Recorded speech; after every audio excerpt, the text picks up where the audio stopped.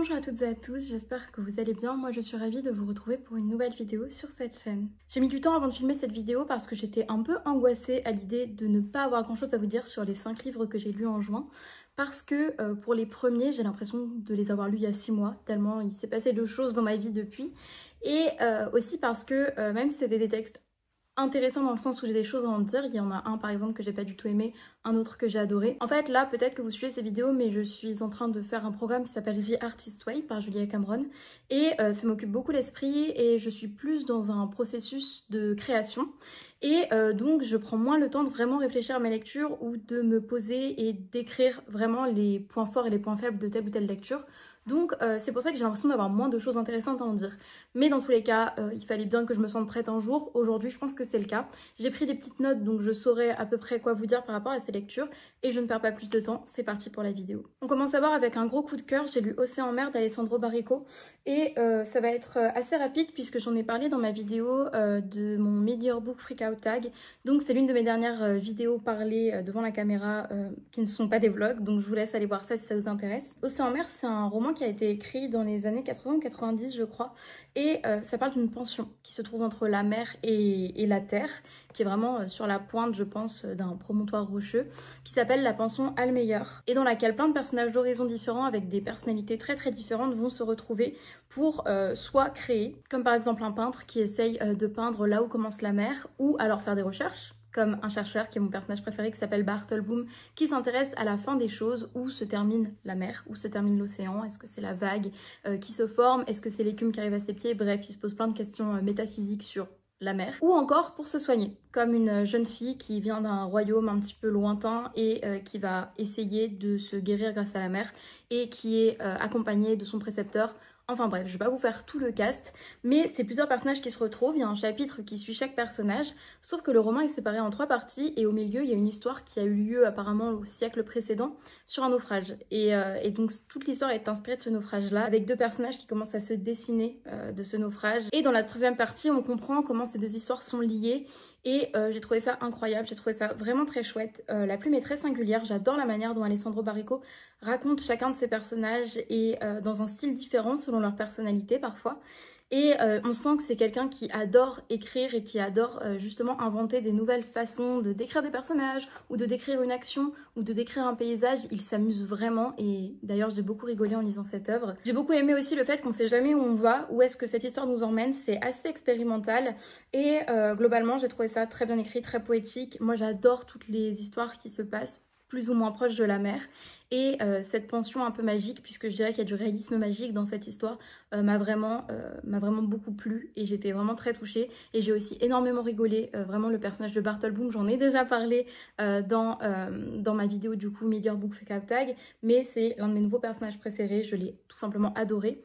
Le seul point négatif que je donnerais à ce roman, c'est que à un moment, et je vais essayer d'en dire le moins possible si jamais ce bouquin vous intéresse, il y a forcément la figure un petit peu de l'homme expérimenté, qui a été vraiment secoué par la vie, qui n'a plus aucun espoir, qui est assez vieux, qui rencontre la jeune fille qui forcément est présentée de par sa pureté, de par son innocence.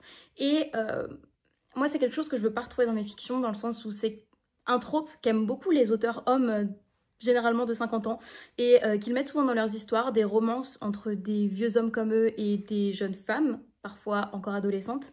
Et même si c'est pas voilà, tout le roman du tout, c'est juste un petit passage, moi ça a tendance à m'agacer et je profite du coup du fait que ça se passe dans ce roman que j'ai pourtant adoré. Et d'ailleurs ça aurait été vraiment, je pense, une lecture parfaite s'il n'y avait pas eu ce passage-là, même si c'est l'un de mes nouveaux bouquins préférés quand même, c'est l'un des bouquins que j'ai le plus aimé cette année. C'est vraiment l'occasion pour moi de dire que je déteste ça, je déteste ce trope-là. Je trouve qu'il y a tellement de choses plus intéressantes à dire. Pourquoi est-ce que cette relation est forcément amoureuse ou sexuelle? Pourquoi est-ce que ça peut pas juste être une amitié qui naît entre un personnage plus vieux et une jeune fille? Pourquoi il y a forcément toujours ce rapport de pouvoir malsain qui ne l'est pas, d'après ces auteurs et d'après les personnages HD? Parce que forcément, il ne faut pas mettre l'homme dans la posture de celui qui abuse. Là, c'est tourné de manière un peu romantique et dans beaucoup de fictions c'est le cas. J'accuse pas Alessandro Barrico d'avoir voulu faire ça forcément, mais je pense que c'est un truc que beaucoup d'hommes ont un peu intégré en eux, de se dire ah tiens c'est cool de se projeter dans une histoire d'amour avec une jeune femme qui nous sauve et dont la pureté va nous apaiser, etc. Mais en fait je trouve que les femmes, les jeunes filles ont leur propres choses à vivre, leur propre vécu. Elle a sa propre histoire à vivre et j'aurais bien aimé que son histoire n'aboutissent pas sur une romance avec un personnage comme ça, parce que je trouve que c'est beaucoup instrumentalisé les personnages de jeunes filles et c'est pas quelque chose que moi je veux voir dans ma fiction, c'est pas quelque chose que je veux voir dans la vie.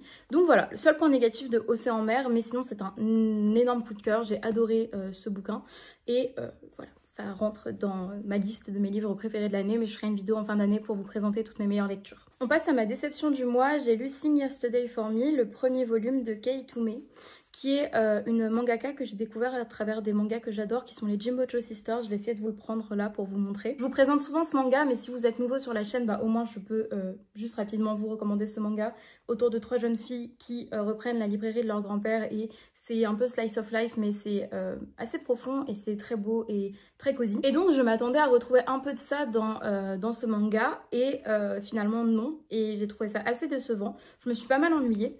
En fait, c'est l'histoire d'un garçon qui s'appelle Wozomi qui, après ses études, a trouvé un job dans une supérette, qui ne veut pas ou n'a pas pu trop avoir accès, on ne sait pas encore trop, à une carrière, qui ne veut pas de grande carrière, voilà, comme l'une de ses amies dont il était amoureux, qui est devenue prof de lycée.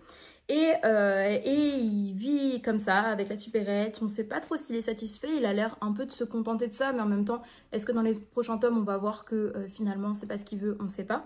Et il va rencontrer une jeune fille qui est adolescente, qui est le personnage sur la couverture, qui va tout de suite avoir une attitude avec lui qui est très avenante, et en même temps, c'est une fille avec une forte personnalité, qui comprend pas trop, etc., mais qui va le suivre, qui va essayer d'attirer l'attention de ce garçon plus âgé.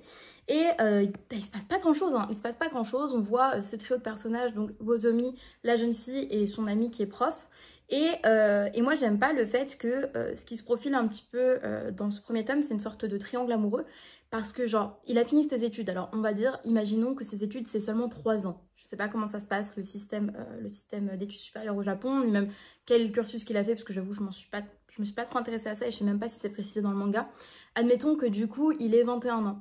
Elle, je crois qu'elle en a 16 ou 17. Et moi, ça me pose problème que même si, évidemment, il n'est pas intéressé par la jeune fille dans ce manga, du moins pas tout de suite, même si on sent que, voilà, il y a une porte ouverte à ça, j'ai pas aimé le fait qu'on puisse essayer de créer une intrigue à partir de cet amour-là, qui peut peut-être se développer en sachant que c'est une adolescente et que pour le coup elle agit vraiment comme une adolescente, et c'est d'ailleurs ce qu'il remarque tout de suite. Je sais pas, j'ai peut-être l'impression d'être un peu trop militante là déjà dans cette vidéo et dans la manière dont je lis mes bouquins, mais je sais aussi que Kitoume elle a fait des choses très justes dans Jimbocho Sisters que je vous ai montré avant, donc je me dis que peut-être que les tomes d'après c'est pas forcément ce qui est mis en scène, c'est pas forcément vers là que l'histoire se dirige, mais même au-delà de ce que je vous raconte, j'ai trouvé ça assez ennuyant, j'ai pas compris l'intérêt de l'histoire, je n'ai pas été captivée, il n'y a rien de particulier dans cette histoire qui me donne envie de continuer.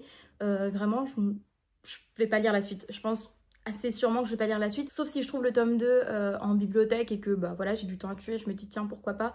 Malheureusement c'est une déception. Ensuite j'ai lu Comment vous raconter la partie de Yasmina Reza que j'avais trouvé et acheté un peu au hasard chez des bouquinistes à Rennes. Et c'est une pièce de théâtre qui met en scène une interview d'auteur, donc d'autrice en l'occurrence, puisque l'autrice Nathalie a écrit un roman qui s'appelle Comment vous raconter la partie, et elle va se rendre en province, c'est pas dit où ça se trouve, dans une salle des fêtes. Alors si, c'est dit où ça se trouve, mais c'est un lieu inventé je crois. Et c'est dans une sorte de salle des fêtes ou salle culturelle dans une petite ville de province.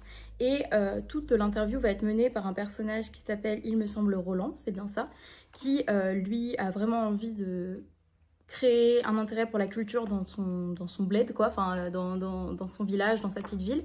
Et Rosanna, qui elle est une intervieweuse, une journaliste en fait parisienne.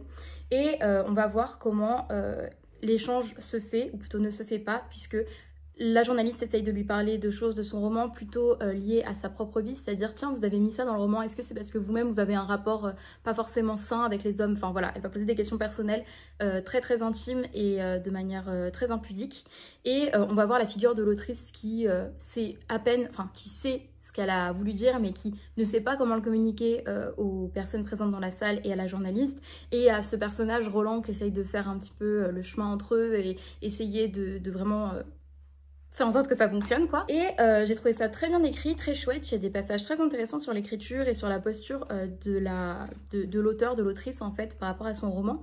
Il y a des passages du roman de temps en temps qui sont lus justement par certains personnages et moi c'est un truc que j'ai vraiment adoré, j'ai trop aimé cette mise en abîme. J'adore globalement les œuvres qui parlent d'art, que ce soit un roman qui va parler de peinture, un roman qui va parler de roman, une pièce de théâtre qui va parler de théâtre ou de littérature ou même de cinéma, d'art, etc. Enfin, quand il y a plusieurs couches de lecture possibles par rapport justement au fait que c'est un auteur, une autrice ou dans tous les cas un artiste, une artiste qui essaye de créer une œuvre dans laquelle il y a aussi un artiste qui montre son processus et donc j'aime beaucoup ça. Et mon roman préféré c'est Vers le phare de Virginia Woolf, voilà.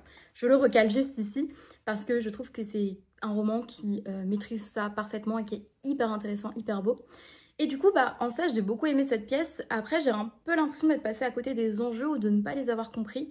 Et après, je me suis posé la question, tiens, mais est-ce que cette pièce a besoin d'avoir des enjeux? Est-ce qu'il y a vraiment besoin d'avoir une morale? Est-ce qu'il y a vraiment un truc à tirer de cette lecture autre qu'un moment très plaisant et le fait d'avoir du coup vu un texte de théâtre très bien écrit parce que c'était dynamique, c'était drôle, j'ai beaucoup aimé.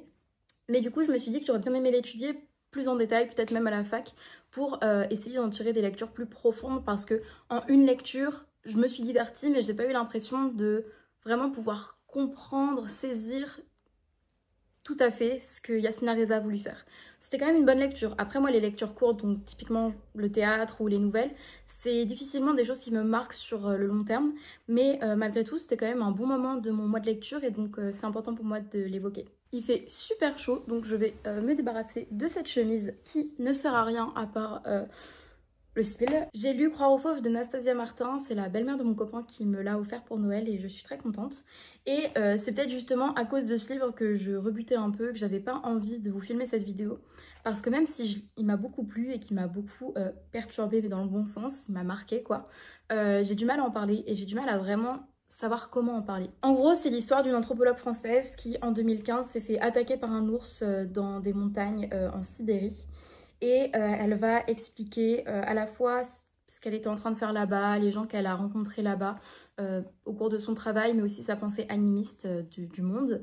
Elle va aussi parler de la reconstruction après l'attaque, c'est-à-dire le traitement qui lui a été fait à la fois dans un hôpital en Russie et ensuite dans un hôpital à Paris, et la manière dont son corps est un peu devenu une zone de guerre froide entre deux manières différentes d'exercer la médecine, et qu'en fait, elle a vécu des choses pas forcément top qu'on peut vivre malheureusement dans les hôpitaux et quand on est blessé ou quand on est malade et que on doit laisser la médecine s'en charger, c'est-à-dire que c'est à la fois un travail énorme, mais en même temps il y a aussi parfois des erreurs et des choses qui sont mal gérées de par le personnel soignant. Mais elle va quand même retourner sur son expérience, elle va se servir un petit peu de ses rêves et justement de sa pensée animiste pour nous expliquer ce qu'elle a ressenti et le grand changement psychique qui s'est passé en elle après cet accident.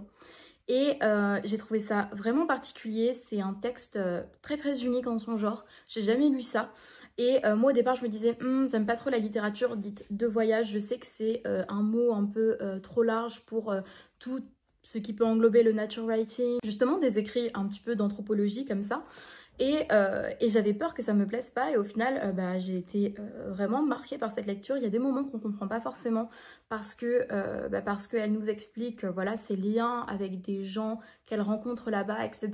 Et c'est très beau, mais c'est aussi un mode de pensée, un mode de fonctionnement qui est très éloigné du nôtre. Donc c'est une richesse d'avoir des textes comme ça, c'est super. Parfois j'étais un petit peu confuse et en fait c'est tellement bien écrit. C'est vraiment un texte qui ne nous demande pas d'avoir pitié pour elle du tout. Et je trouve que c'est une richesse que Nastasia Martin écrive si bien et qu'elle ait pu témoigner de son histoire, certes traumatique, mais qui en même temps lui a apporté d'autres choses ensuite, avec sa très belle plume pour nous offrir un texte qui nous sort des sentiers battus complètement. Et donc j'ai été assez bouleversée et j'ai même trouvé des choses qui m'ont beaucoup parlé dans ce rapport animiste face au monde, c'est-à-dire voir une sorte d'âme, je vais très mal l'expliquer, mais voir une âme, un souffle commun à toute chose vivante, c'est-à-dire que tout comme nous sommes des êtres vivants et nous sommes des humains avec des émotions, etc. En fait, il y a un souffle de vie qui s'incarne dans la moindre plante, même dans un souffle de vent, et que en fait, il y a un truc très spirituel par rapport à ça. Et ça m'a bien parlé. Alors, je dis pas que c'est forcément ce à quoi je pense, mais en même temps, moi j'ai certaines croyances, certaines choses qui bougent au fil du temps et c'est vrai que j'ai trouvé ça hyper enrichissant. Donc voilà, un texte original, qui m'a un peu perturbée sur certains points, mais qui est une lecture, je pense, très importante et très intéressante et qui m'a vraiment appris des choses. Donc c'était très chouette et je suis contente d'avoir réussi à vous en parler parce que vraiment je me mettais une pression de dingue là-dessus. On termine avec un livre que j'ai techniquement terminé en juillet mais que j'ai lu pour la majeure partie en juin et je viens de me rappeler que je l'avais renversé de l'eau dessus et que c'est pour ça que les pages sont comme ça. J'ai lu enfin et terminé la série de Stephanie Garber en lisant du coup A Curse for True Love, qui est une série qui commence avec Il était une fois un cœur brisé, ça a été traduit chez De Saxus. Et moi j'avais lu le premier tome il y a plus de 2 ans, le second il y a 1 an et demi, et j'avais mis du temps avant de me procurer celui-ci parce que j'attendais qu'il soit en paperback. Alors je n'ai pas le reste de la série ici parce que c'est chez mon père, mais je voulais que ma série soit de la même taille et de la même collection, on va dire. Et du coup, je vais juste vous parler rapidement de l'histoire de cette série. C'est l'histoire de Evangeline, qui est une jeune fille qui a perdu ses parents et ses parents aimaient bien lui raconter des histoires, des contes de fées en fait, des histoires d'amour, des histoires de princesses, des histoires aussi avec des divinités qu'on appelle fatalités.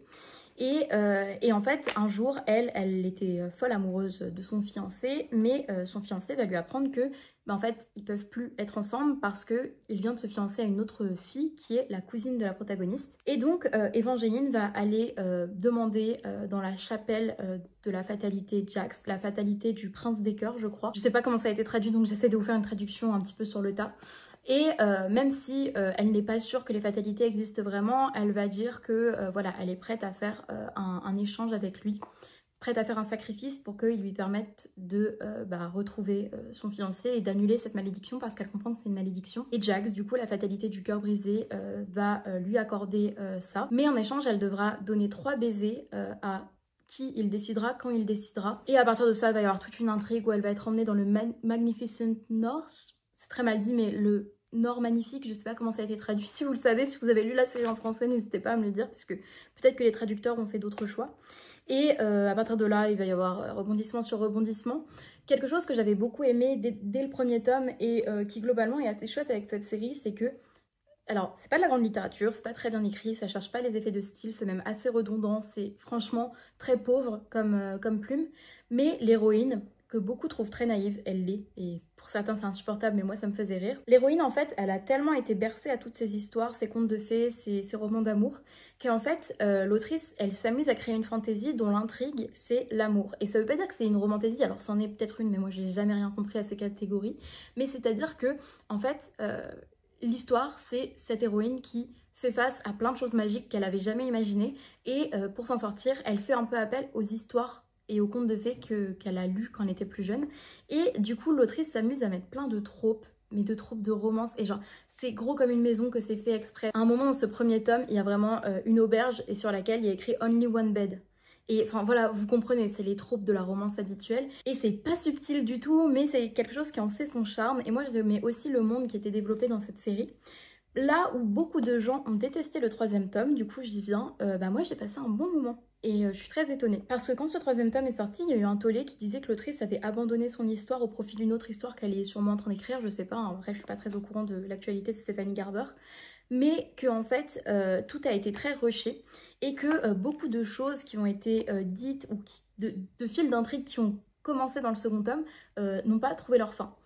C'est vrai, moi je pense que c'est vrai. Le truc c'est que comme j'ai lu le 2e tome il y a 1 an et demi et que j'étais pas suffisamment investie dans cette histoire, même si j'avais adoré le premier tome, pour me rappeler de tout et pour avoir des attentes, etc. J'y suis allée en me disant, tout le monde dit que c'est mauvais, dans tous les cas c'est du bon divertissement, on va voir. Et j'ai été divertie et j'ai trouvé ça sympa et j'aime beaucoup le rythme qu'elle met dans son histoire. J'aime bien les personnages, c'est pas très poussé, c'est vraiment pas la fantaisie poussée que certains aiment lire. Mais en fait c'était typiquement ce dont j'avais besoin pour me détendre. Cela dit, un truc que j'ai remarqué et qui est assez spécial avec cette série, c'est que le premier tome commence avec un monde qu'on découvre petit à petit, c'est-à-dire que l'héroïne elle vient d'un endroit. Et elle va découvrir le monde où vivent les fatalités, qui s'appelle du coup le Nord magnifique. Et on va voir un petit peu à quel point c'est un monde avec beaucoup de magie, beaucoup de familles différentes. En certains aspects, ça me rappelait presque le world building. Alors, je vais dire un truc grave, mais le world building de la Passe Miroir, du coup de La fiancée de l'hiver, de Christelle Dabos, meilleure fantasy que j'ai lue de ma vie. C'est clair ça. Ça n'a rien à voir en termes de complexité, de grandeur et de plume. Enfin, La Passe Miroir, c'est au-dessus, largement au-dessus de cette série. Mais quand même, on pouvait commencer à voir plusieurs types de magie et plusieurs familles, plusieurs personnages. Et surtout, il y avait une malédiction dans les livres. C'est-à-dire que beaucoup de livres avaient été maudits. En fait, quasiment toutes les histoires du Nord Magnifique ont été maudites.